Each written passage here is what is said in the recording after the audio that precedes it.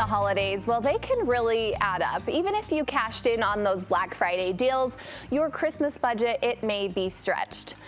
But today we are leaning in on a family finance expert for smart ways to track everything stress-free. Accredited financial counselor Amanda Christensen joins me to coach us up. Amanda, sometimes I feel like when it comes to the holidays, it can kind of feel like a giant price tag. Yeah. How do we get a handle on this? Yeah, we're going for confidence and control.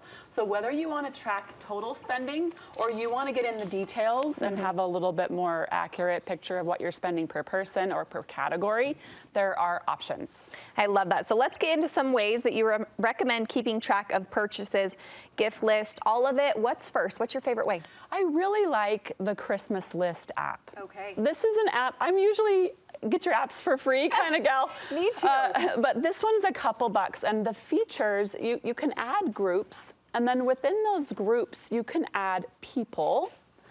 And you can add whether or not the item for this person, how much it is, where you bought it. Okay. Has it been purchased, or is it time to wrap it or ship it? I mean, you can track your progress, your holiday merrymaking progress all along the way in this app. And it's password protected. Oh, great. So no kids are getting into this. No, don't worry. Right, on accident or on purpose, no kids are going to be able to open it up and see it. So you pay for a few more of those types of features with this app, but I really think it's worth having the record and the features. We kind of said earlier, yes, it's a couple bucks, but in the grand scheme of things, having an idea of what you still need to do, what's in your budget, those type of things, they add up, and your time is money. Yep. So that's spend well a couple bucks. Yes, it's a little bit better. Okay, so but that not only helps us with our finances, but our whole to-do list. How are you? Your next tip is that you're adding what we already have, what we're already doing to our budget. Yeah, so if you need to lean into, if you're already tracking in whatever way that is, then add a Christmas category to that process. To the budget. Doesn't take a lot of time. Okay. Easy to just start tagging things as this is Christmas, this was holiday, this, whatever it is, so that you have that record to look back on eventually with whatever you're already doing. Right. Some people really like apps. They're already using an app. They wouldn't want to download a separate Christmas app. Okay, so you have some apps you're already using, not just for the holidays. What are those? Yeah, and I mean, the really popular ones like Rocket Money and there are quite a few, actually. I recommend people search them and look for the highest ratings and, the security features on those apps. Most of them connect to your bank account. So, we want to have good security with those. But if you're already using one of those, just create a category within that app and use it. For Christmas. Yeah. If you're already doing it especially. You also recommend putting all the purchases on one card. Tell me why. I like this a lot, especially for the person who really just cares to have a big picture, like what am I spending overall? Okay. So I'm leaning into getting the most bang for my buck out of my the benefits on my card. Maybe that's cash back, and I'm using that cash back to pay the bill, or it's airline miles or whatever it is. Yeah. It's also just really easy to track your spending and see all in one place where everything is and how much you've spent. All in one place. That's sometimes the most helpful. People actually used to do the envelope method with the cash and all the envelopes and everything like that. Are you still a fan of that method? I am for your pain point spending areas. All right. So if stocking stuffers or if there's an area with your spending that tends to blow your budget, then give yourself an envelope with some money in it and watch how helpful that is to make you make purposeful spending decisions when you're doing that. Yeah. It is funny because I think it's just so easy to swipe that card. Yeah.